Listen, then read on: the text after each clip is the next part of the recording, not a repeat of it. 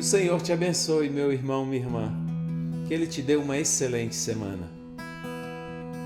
Luz do mundo, viestes à terra, para que eu pudesse te ver. Tua beleza me leva a adorar-te, quero contigo viver.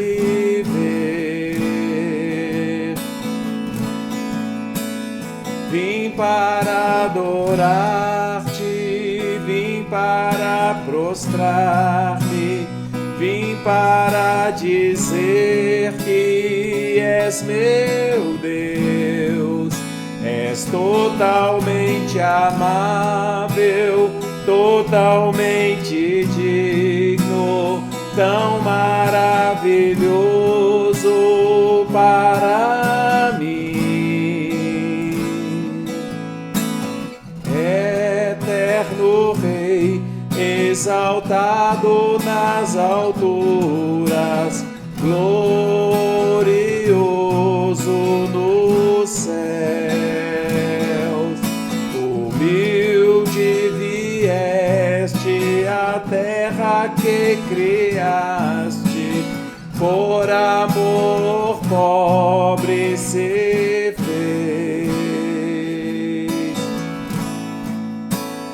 Vim para adorar-te, vim para prostrar-me, vim para dizer que és meu Deus. És totalmente amável, totalmente digno, tão maravilhoso para mim. Eu nunca saberei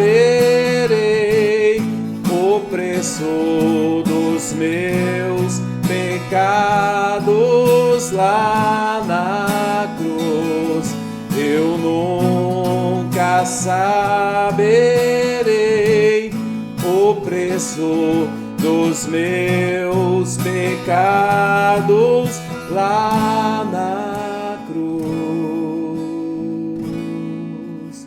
Vim para adorar-te, vim para prostrar-me, vim para dizer que és meu Deus. És totalmente amável, totalmente digno, tão maravilhoso para mim. Ore comigo. Senhor, nós te louvamos. O Senhor é maravilhoso. Nós queremos te pedir neste momento que o Senhor fale ao nosso coração. Derrame sobre nós a sua graça. Espírito Santo de Deus, fale ao meu coração. Fale ao coração do meu irmão, da minha irmã. Em nome de Jesus te pedimos e te agradecemos. Hoje nós continuamos aqui, meu irmão, minha irmã, no Evangelho de Lucas, no capítulo 6. Vou ler o versículo 20, somente o versículo 20 está escrito assim: Então, olhando ele para os seus discípulos, disse-lhes: Bem-aventurado vós os pobres, porque vosso é o reino de Deus. Dependendo da maneira que nós lemos esse texto, nós vamos achar que é uma repetição que Lucas está fazendo do Sermão da Montanha. Entretanto, quando nós olhamos o contexto, nós vamos ver que Lucas coloca Jesus nesse momento não numa montanha, mas numa planície. Por isso, esse sermão em Lucas é chamado de Sermão da Planície. E ele começa, assim como no Sermão da Montanha, falando das bem-aventuranças. As bem-aventuranças são declarações de bênçãos. Na verdade, aqueles que vivem segundo a ética do reino de Deus, e o que Jesus está fazendo é apresentar a ética do reino de Deus, e aqueles que vivem segundo a ética do reino de Deus, eles são no dizer de Jesus, registrado nesses textos, bem-aventurados.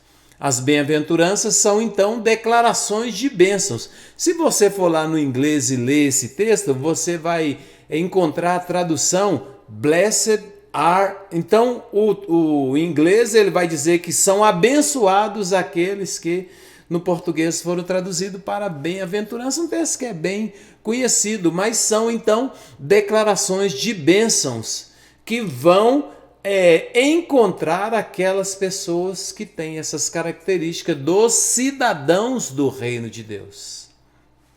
Nos dois evangelhos. A primeira bem-aventurança diz respeito aos pobres. Lucas diz, bem-aventurados vós os pobres. Mateus diz, bem-aventurados pobres de espírito. Toda vez que eu leio esse texto, eu lembro de uma vez que eu postei num grupo em que tinha uma autoridade, né? Um grupo de WhatsApp, eu publiquei um texto que falava sobre as bem-aventuranças. Então o texto falava que aquele que é pobre de espírito é feliz. E uma autoridade que estava lá no grupo, ele ficou bravo, ele falou assim, que coisa horrível. Ele respondeu, que coisa horrível, pobre de espírito, que é isso? E eu tive que explicar para ele o que a Bíblia quer dizer quando diz que os pobres de espírito ou os pobres são bem-aventurados. A gente pode começar essa reflexão pensando em quem são esses pobres, então, nesse conceito. Alguém pode pensar que o que o Jesus está dizendo aqui, Lucas escreveu e também Mateus, daquelas pessoas que têm privações, que têm necessidades. A gente pode interpretar assim, que o Senhor está falando para os pobres, para aquelas pessoas que têm necessidade, que têm falta de recurso. Nós podemos interpretar assim. Entretanto, eu acredito que não é isso que o Senhor está dizendo. O Senhor está dizendo especificamente, quando fala dos pobres de espírito, o Senhor está usando uma metáfora para falar a respeito da importância da humildade. Bem-aventurados humildes, porque deles é o reino de Deus. Talvez uma tradução bem direta, nós poderíamos traduzir assim, é possível que eu encontre alguma tradução assim, né? Abençoados são os humildes, deles é o reino de Deus. O Senhor, então, está usando uma metáfora para abençoar, para bendizer, para declarar uma bem-aventurança para aquelas pessoas que, em vez de confiar em si mesmas, em confiar nos seus recursos, na sua inteligência, elas declaram a sua dependência em Deus. É humilde aquele que olha para Deus e reconhece que precisa de Deus, que depende de Deus. Mesmo que tenha dinheiro, mesmo que tenha recurso, mesmo que tenha inteligência, ele diz: eu dependo de Deus, a minha vida está nas mãos de Deus.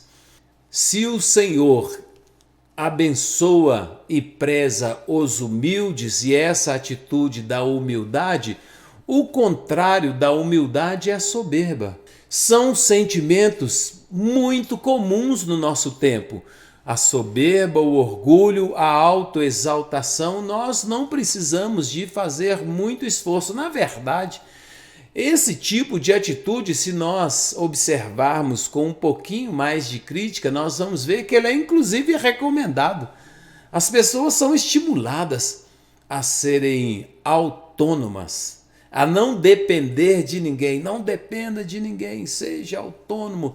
E, então este sentimento de soberba é, no nosso tempo, de certa maneira, estimulado. Você sabia que na tradição cristã a soberba, o orgulho, é considerado um dos 7 pecados capitais? Quais são os 7 pecados capitais? O primeiro deles é o orgulho, depois a inveja, a gula, a luxúria, a ira, a ganância e a preguiça. O orgulho no nosso tempo é um pecado escondido. Ele se manifesta na nossa vida de várias maneiras. Ele se manifesta na autojustificação, quando em vez de admitir o nosso erro, nós começamos a explicar, a justificar. Essa é uma indicação do pecado da soberba. O desprezo disfarçado pelo outro, a ideia de que eu sou superior, também é uma indicação do pecado da soberba escondido. Recentemente fui dar um abraço numa pessoa, né? A gente gosta de abraçar, né? Acha que o abraço é terapêutico, é importante. Ela me segurou assim, toda dura assim, e eu fiquei olhando assim. O soberbo tem dificuldade de ter empatia com o outro, de abraçar o outro. A resistência a críticas e ao aprendizado. Imagina, pessoas que resistem ao aprendizado, né? Pessoas que estão sempre certas, sabe tudo. Tu conhece gente assim? Pessoas que sabem tudo, que você vai falar uma coisa com ela, mas ela já sabe. E às vezes ela não sabe nada, às vezes ela só está ali afirmando a soberba dela. Não consegue ouvir, o soberbo não tem tempo para o outro.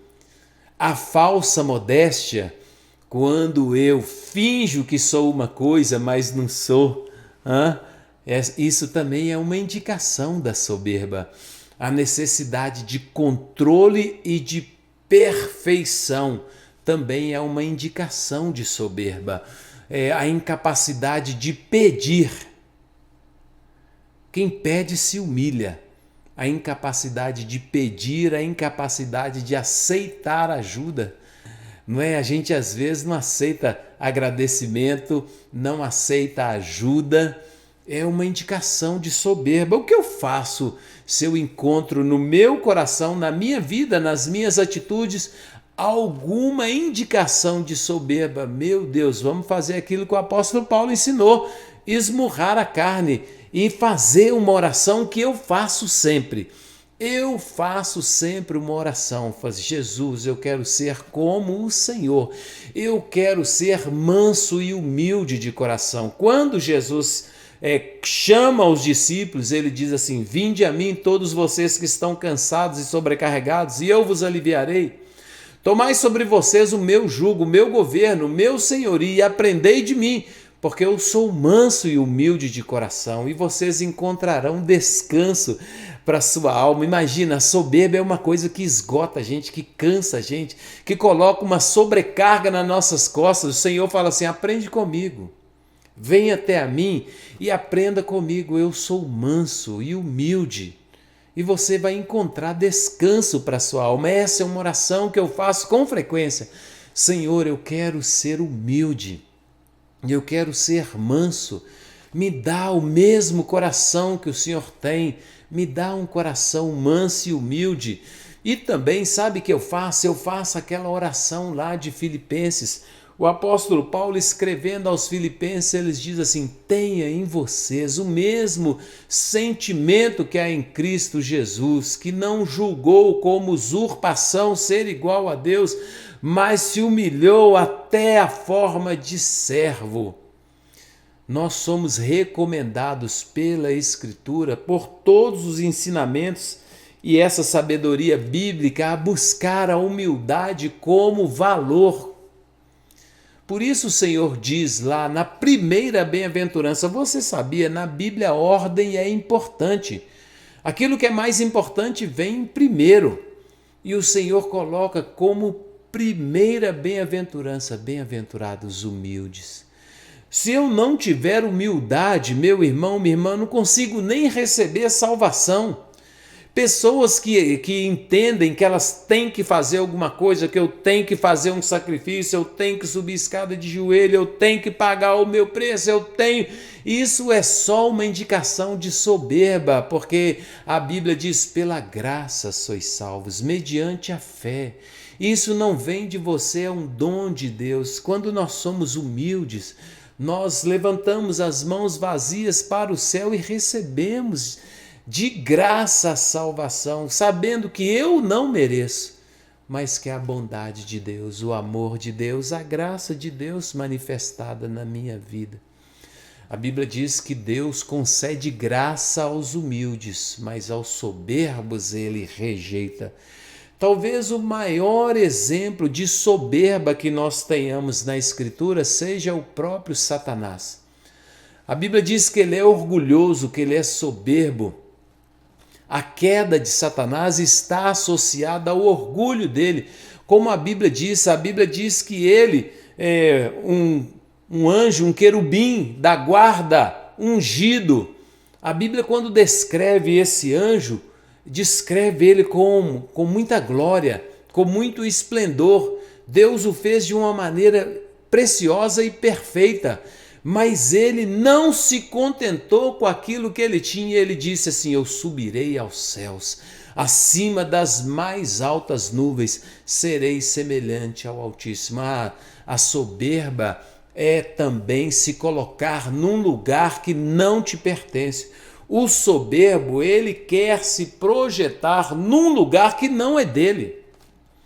Por isso o Senhor nos estimula, nos encoraja a tomar uma bacia cheia de água, a amarrar uma toalha na cintura e a nos curvar para lavar os pés daqueles que precisam.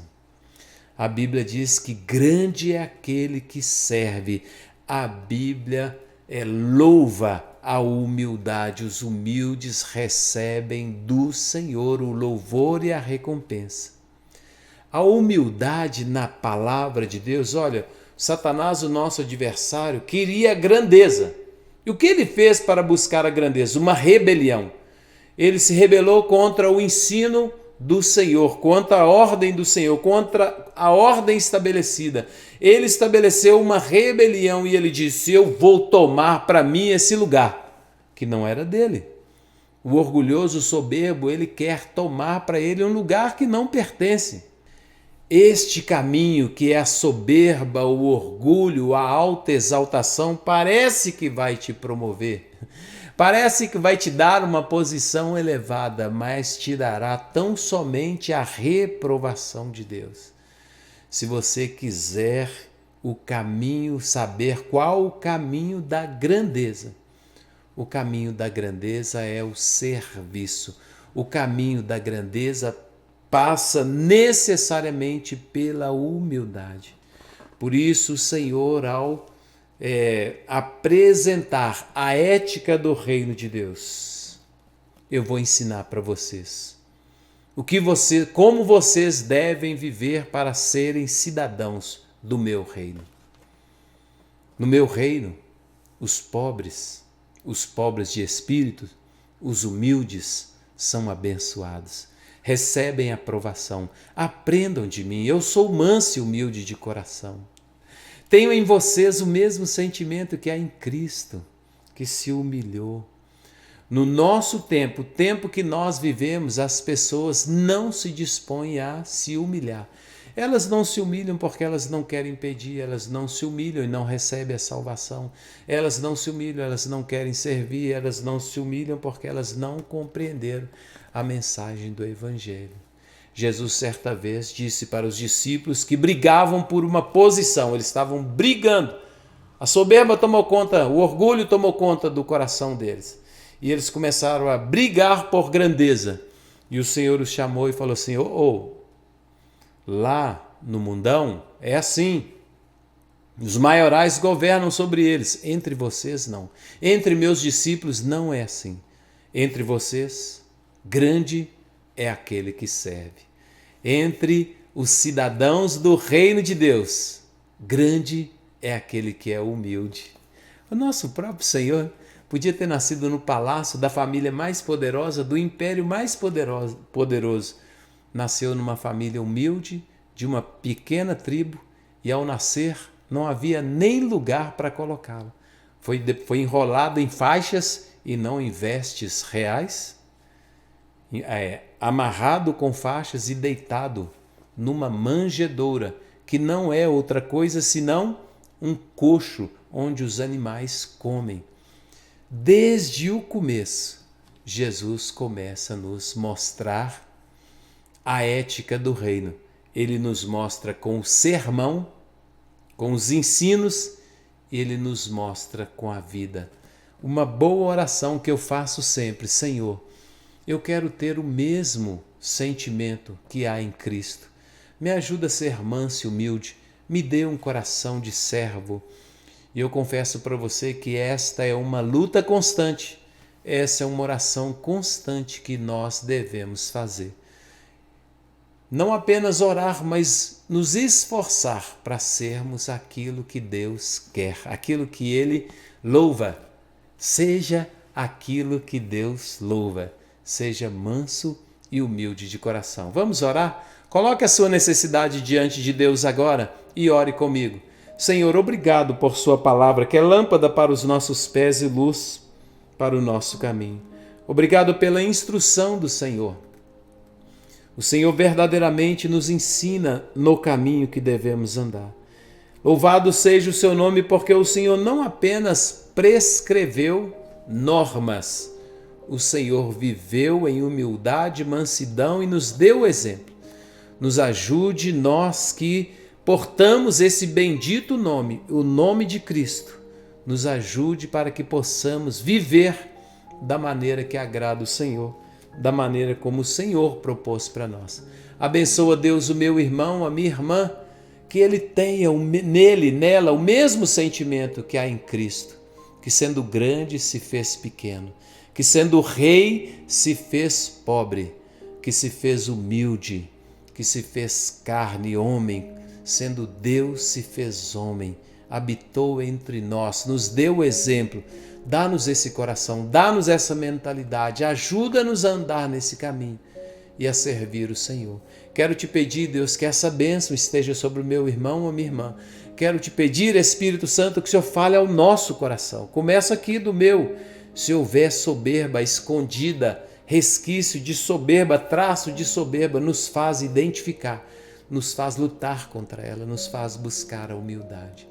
Abençoa o meu irmão, a minha irmã, na necessidade dele nesta hora. Aquele que está doente, receba agora do Senhor a cura. Aquele que está fraco, seja fortalecido em nome de Jesus. Aquele que está com desesperança, seja fortalecido no Senhor e na força do seu poder e receba esperança e fé. Aquele que está aí debaixo de ataques de demônios, receba livramento, que todo espírito de angústia, depressão, saia da vida dele em nome de Jesus. Todo espírito de pânico saia em nome de Jesus.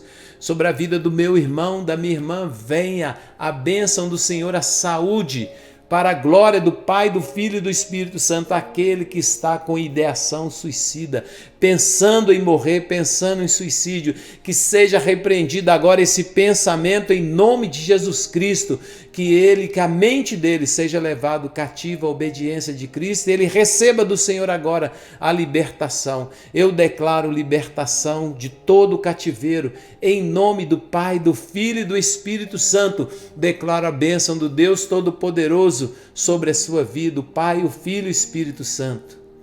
Que o Senhor te abençoe e te guarde. Que o Senhor faça resplandecer o seu rosto sobre ti e tenha misericórdia de ti. E que o Senhor sobre ti levante o seu rosto e te dê a paz. Hoje você já sabe, é certo que você já sabia disso, mas hoje nós lembramos esse ensino tão precioso do Senhor Jesus. Bem-aventurados os pobres, porque deles é o reino de Deus. Sejamos humildes. Boa semana.